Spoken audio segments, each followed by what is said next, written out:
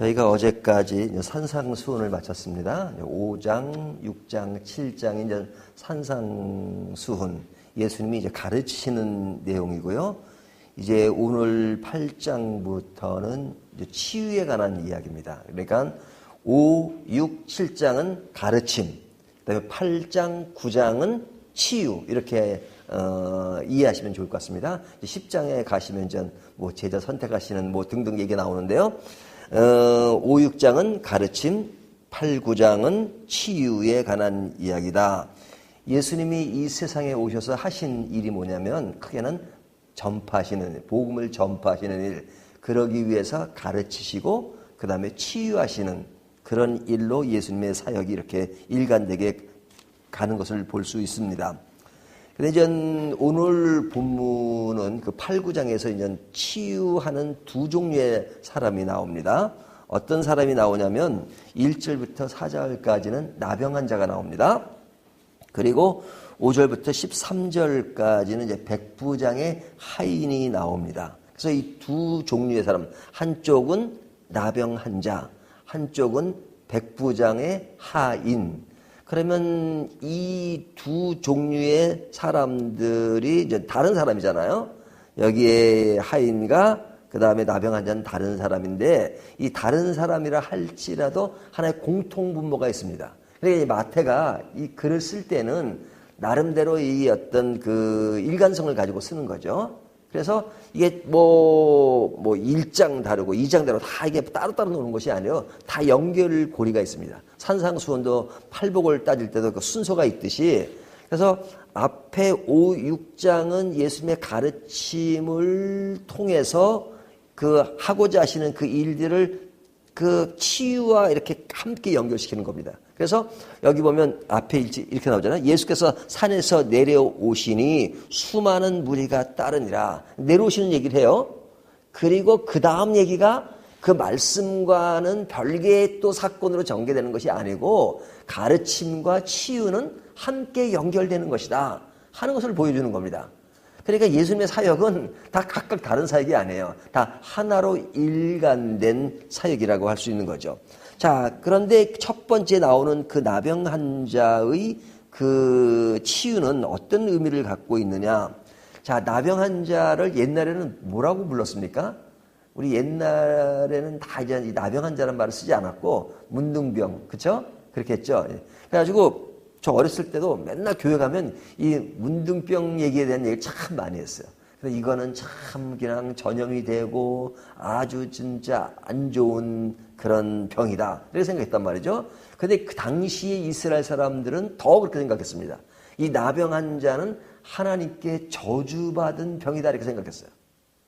그러니까 이 환자는 아주 이게 고칠 수도 없는 그런 병이었지만 그것보다 더 아픈 병이 뭐냐면 사회로부터 격리가 되는 겁니다. 그러니까 이게 전염이 되니까 그 사람들을 따로 이렇게 별도로 이렇게 격리를 시켜요. 우리나라도 그 나병 환자들만 격리된 것이 있었잖아요. 그거 어디죠? 지금 저기 소록도 맞아요, 거기야. 예. 그래서 지금은 나병 환자가 뭐 다 이제 쉽게 약으로 다 치유가 되니까 큰 문제가 없지만 소록도뿐만 아니라 여기 수지도 그 영감교회가 옛날 나병 환자들이 많이 모였던 교회라고 그러잖아요. 그러니까 그 나병 환자들이 이 사회로부터 격리되는 것이 더 힘든 곳이었죠. 그러니까 이스라엘은 당시는 더 했는데 이들은 이렇게 격리되면서 외롭게 살아야 되는데 그래도 밖에 볼 일이 있을 수가 있잖아요. 그럼 나오면 사람들과 이렇게 같이 있으면 안 되니까 이들은 안에 종을 갖고 다닐 수도 있고요. 또는 종이 없는 경우는 사람들이 오면 그렇게 외쳐야 되는데 그 당시 율법이었어요. 나는 나병 환자입니다. 나는 나병 환자입니다. 이러고 다녀야 돼요. 그래서 그 사람에게 가까이 오지 않도록. 그래서 여기 지금 예수님이 내려오심에 수많은 무리가 따르니라. 그래서 나병 환자 얘기로 이렇게 있는데 나병 환자는 수많은 무리에 끼면 안 돼요. 그 당시 법이 그랬단 말이에요. 그러니까 만약에 제가 혼자서 이렇게 길 가다가 사람들이 오면 또 외쳐야 돼요. 나는 나병 환자입니다. 나는 나병 환자입니다. 그것이 그 당시의 법이었어요. 근데 이 사람이 그 나병 환자이기 때문에 사람들과 떨어져야 되는데 2절을 보면 한 나병 환자가 나와 절하며 이르되 주여 원하시면 저를 깨끗하게 하실 수 있나이다 하거늘. 자, 예수님이 가실 때 많은 무리가 따랐다. 그 나병 환자가 그런 상황 속에서 예수님께 나와서 내 병을 고쳐달라 그러잖아요. 그러면 그 당시 율법을 깬 겁니다. 그 당시 율법으로는 그냥 같이 어울리면 안 돼요. 그 혼자만 있어야 돼요. 에? 그리고 그 당시는 예수님께 나서 내 병을 낫게 해주십시오라고 할 사람이 아니라 나는 나병 환자입니다. 나는 나병 환자입니다 해서 사람들을 격리시켜야 돼요. 근데 여기에 이 사람은 그 율법을 뛰어넘어서 예수님께 찾아와서 내 병을 고쳐달라고 합니다. 그러니까 이와 같이 율법을 어긴 사람에게 예수님은 어떻게 반응하시죠? 3절 예수께서 손을 내밀어 그에게 대시며 이르시되 내가 원하노니 깨끗함을 받으라 하시니. 자, 예수님이 그 당시에 율법을 어긴 사람을 너 율법을 어겼느냐? 왜 그런 행동을 했느냐고 말씀하지 않으시고 예수님이 그를 고쳐주십니다. 어떻게 고쳐주셨어요?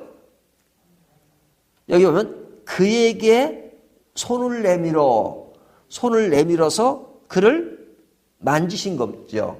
이 만졌다는 의미는 그냥 지나가는 얘기가 아니에요. 자, 그 당시 율법은 뭐냐면 율법은 나병 환자에게 손을 대면 부정한 것이에요. 그래서 손을 대지만 시체에다가 손을 대면 또 그것을 또 정화하는 또 시간을 보내야 돼요. 그러니까 나병 환자에는 손을 대는 것은 부정한 행위예요. 그러니까 손 대지 말라는 율법 조항이 있단 말이죠. 그런데 예수님은 율법을 뛰어넘어서 그 사람에게 손을 대시면서 낫게 해 주시잖아요. 그러니까 이 나병 환자의 치유를 통해서 예수님이 오신 목적을 보여주는 것입니다. 예수님이 이 세상에 오신 것은 어떤 자를 위해서 오셨어요? 매인 자들, 사회로부터 격리되고 그리고 혼자 매인 자. 사실은 나병 환자로서의 그 병도 힘든 것이지만 그런 사회로부터 격리되는 것이 더 힘들 수도 있잖아요. 그래서 예수님이 그 환자를 고치시고 고쳤으니 이제는 돌아가라 이렇게 하고 끝나셨나요? 4절을 보면 이렇게 말씀하시죠. 예수께서 이르시되 삼가 아무에게도 이르지 말고 다만 가서 제사장에게 내 몸을 보이고 모세가 명한 예물을 드려 그에게 입증하라 하시니라. 자, 제사장에게 가서 내 몸을 보이라 그러죠. 왜 보이라 그래요? 그 당시에 제사장은 어떤 역할을 했냐면 나병 환자들은 사회로부터 격리되어 있었잖아요. 그러면 격리에서 풀어져야 되잖아요. 병만 나은 것이 중요한 게 아니라 병이 나았으면 이제 사회 안으로 들어와야 되잖아요. 들어오려면 절차가 필요해요. 그 절차가 뭐냐? 제사장에게 가서 몸을 보이고 나은 증명서를 받아서 그 증명서에 의해서 이젠 내가 이 사회 안에 공동체 안에 들어간다는 증명서를 받아야 돼요. 그래서 예수님 그 말씀이에요. 내가 나았으니까 이제 제사장에 내 몸을 보이고 모세에게 명한 예물을 드려 그들에게 입증하라 하시니라. 그래서 이제 그 절차가 있는 예물을 드려서 그 입증서를 받는 거예요. 그래서 이제부터는 격리된 사람이 아니라 완전 자유인이 돼서 이제 사람들과 함께 어울릴 수 있는 사람이 되라. 이렇게 말씀하신 거죠. 그러니까 예수님은 가르침과 함께 치유사역을 하셨는데 치유사역은 그 어떤 목적을 갖느냐. 치유의 복음을 알리는 것인데 그것은 뭐냐면 격리됐던, 매였던 사람을 해방시켜주고 풀어주는 일을 하신 거예요. 그 내용을 본 사건에서 보여주고 있는 겁니다. 자, 오늘날 우리들도 죄와 또 불안, 고독 이런 격리된 우리들의 마음들이 있잖아요. 이런 우리를 하나님은 해방시켜 주시고 자유함을 주시는 치유를 주시는 것이죠. 두 번째 얘기는 뭐냐면 5절부터 13절까지 이야기인데 이것은 백부장의 하인을 고치십니다. 자, 이 백부장은 어떤 군대의 백부장이에요? 로마 군대 백부장이잖아요. 로마인은 당시에 이스라엘을 지배하는 그런 우월한 입장에 있었지만 그러나 이스라엘 사람들은 그래도 종교심, 신앙을 가지는 사람이기 때문에 정치적으로는 위에 있는 사람이 로마지만 그러나 신앙적으로는 무시했단 말이죠. 왜 무시해요? 로마인은 이방인이니까. 그들은 이방인은 다 개로 여겼어요. 그러니까 지금 여기에 나오는 이 사건의 주인공은 아니지만 하여튼 그 로마 군인의 백부장이 있어요. 백부장이라는 것은 100명의 부하가 있는, 지금으로 말하면 한 중대장 정도의 직위를 가진 사람이죠. 근데 이 백부장이 누굴 찾아왔어요? 예수님을 찾아왔어요. 이방인이. 그리고 예수님께 병을 고쳐달라고 하는데 자기 병을 고쳐달라는 것이 아니라 자기 하인의 병을 고쳐달라고 그래요. 이것을 보면 이 지가는 참 그런 배려가 있고 아량이 있는 사람이었어요. 근데 그 하인이 중풍병에 걸렸습니다. 6절을 보면 중풍병에 걸렸는데 뭐 그를 데려오기도 힘들었겠지만 데려오지 않고 직접 본인이 와서 예수님 앞에서 내 하인을 고쳐주십시오. 그럽니다. 자, 그런 것, 그러니까 이방인은 대우를 받지 않던 그 시대에 그가 예수님께 나와서 고쳐달라고 했을 때 예수님은 어떻게 하십니까? 너는 로마인이니까 이방이니까 내가 고쳐줄 수 없다. 그러셨나요? 7절 이르시되 내가 가서 고쳐주리라. 자, 고쳐주신다 그래요. 어떻게? 내가 가서. 그러니까 이 앞에 나병 환자에게 손을 대신 것처럼 여기는 그냥 예수님이 그 이방인들은 무시하던 시대인데 무시하던 또 이방인 중에서도 그 하인이에요. 그가 직접 오지도 않았어요. 그런데 예수님은 내가 가서 고쳐주리라. 이분이 누구세요? 예수님이시죠. 스케일이 다르잖아요. 내가 가서 고쳐주리라. 아마 좀 떵떵거리는 사람 같으면은 그 하인이 병을 쓰면 본인이 와야지. 왜 당신이 아무리 상사지만 당신이 와. 데려와. 그리고 어찌 그냥 데려오지도 않으면서 그냥 고쳐만 달라 그래. 그냥 손도 안 대고 코 풀라 그래. 그럴 거예요. 하지만 예수는 전혀 그런 멘트를 안 하죠. 내가 가서 고쳐주리라. 그러시잖아요. 자, 그리고 이제 그런 말을 하니까 백부장이 뭐냐면, 주님, 내가 주님을 압니다. 그리고 내가 군인인데 내 위에도 상사가 있고 또 내 아래 하인인데 그냥 명령체제가 됐는데 그냥 명령만 하십시오. 주님이 명령만 하십시오. 말씀만 하십시오. 그러면 굳이 가지 않으셔도 낫지 않겠습니까? 라고 얘기하죠. 그러니까 말씀만 하고, 이 핵심은 이겁니다. 여기 보면 10절이 아니죠. 그 8절에 다만 말씀으로만 하옵소서. 이게 핵심이에요. 말씀으로만 하옵소서. 그러니까 예수님이 뭐라고 하셨습니까? 칭찬하시죠. 내가 사람들 중에 이방인 중에 이와 같은 사람을 본 적이 없다. 진짜 믿음이 크다라고 칭찬하시잖아요. 그러니까 그런 칭찬을 하면서 12절에 보면 굉장히 중요한 말씀을 하십니다.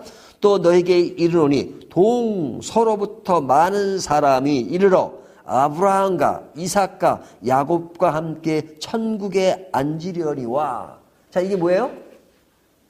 이방인에게도 구원이 있다라고 말씀하시는 거죠. 여러분, 이방인에게 구원이 있다는 말씀이 이것이 결국 가벼운 문제가 아닙니다. 사도행전에 가보면 이 바울이 선교여행을 떠났다가 1차 여행을 마치고 이제 예루살렘 회의에 오잖아요. 예루살렘 회의에서 그때 논의된 것이 뭐냐면 이방인의 구원을 인정해야 되느냐 인정하지 않아야 되느냐, 그것 때문에 굉장한 큰 회의가 벌어졌다. 예루살렘 회의. 그러니까 그 당시는 예수님 사건 이후에 한참 후예요. 하지만 예수님 당시에 사도들도 그 문제 가지고 왈가왈가 했는데 한참 전에 예수님은 이미 로마 군인 하인을 고치시고 그리고 말씀하시기를 동서로부터 많은 사람이 이르러 아브라함과 이삭과 야곱과 함께 천국에 앉으려니와. 야곱, 이삭, 야곱은 유대인의 정통적인 사람들이죠. 그 사람들만 구원 얻는 것이 아니라 동서로부터 온 사람들, 이방인들도 그들과 함께 천국에 머무를 것이다. 그러니까 그들에게 구원이 있을 것이다, 이렇게 말씀하시는 거죠. 유대인만 구원을 얻는 것이 아니라 이방인들에게도 구원이 있다라고 말씀하신 거죠. 그러니까 오늘날 이방인, 저희도 이방인이잖아요. 유대인들의 기준으로 보면. 하지만 구원이 이루어진 것처럼 당시에 그런 또 다른 의미에서 격리되었던 그런 이방인의 구원을 말씀하신 겁니다. 무엇을 통해서? 로마 군인의 하인을 통해서. 자, 그렇다면 이 본문이 하나로 일치되는 측면이 있죠. 그것이 뭡니까? 나병 환자도 사회로부터 격리되었고 로마 군인의 하인은 그 당시 이방인으로서 어떤 종교적인 격리가 되었던 사람이었지만 예수님이 말씀을 다 마치고 산상수훈의 말씀을 마치고 치유사역을 시작하면서 그 치유사역의 목적이 뭐냐? 너희가 자유함을 잃은 사람이지 격리되었던 사람이지 너에게 해방이 이루어졌어. 자유함이 이루어졌어. 진리 안에서 너희가 자유함을 얻은 거야. 사회로부터 격리된 너를 자유롭게 하고 이방인인 내가 아니라 너희도 구원이 있어 라고 말씀하시면서 예수님의 그런 그 치유 속에서 굉장히 중요한 복음의 원리를 드러내신 것입니다. 오늘날 우리들도 주님과의 만남을 통해서 우리의 핸디캡이 있어요. 그것에서도 치유함을 주시고 그리고 외면당하는 또 이방인인 우리들이 외면당했지만 그러나 외면으로부터 자유를 주시고 해방을 주신 그것이 바로 예수님이 오신 복음의 목적이고 그것을 통해서 우리에게 죄로부터 사해 주시고 죄로부터 격리되었던 그런 모든 것들에 새로운 희망을 주신 그분이 누구세요? 예수님이시죠. 그리고 치유 사역을 통해서 바로 그와 같은 일을 보여주신 것입니다. 오늘도 이 주님을 만나서 외로웠던 지금은 우리가 그런 격리는 아니지만 내 내면에 많은 그런 쓰라린 고통과 그런 것이 있잖아요. 예? 죄로부터 잠겨져 있고 불안과 초조와 고통으로 잠겨져 있고 많은 내 분노로 잠겨있던 그런 것들에 대해서 예수님은 오셔서 우리를 치유해 주십니다. 그리고 해방시켜 주십니다. 자유함을 주십니다. 진리가 너희를 자유케 하였느니라. 오늘도 이 말씀으로 승리하시는 저와 여러분 되시기를 주님의 이름으로 축원합니다.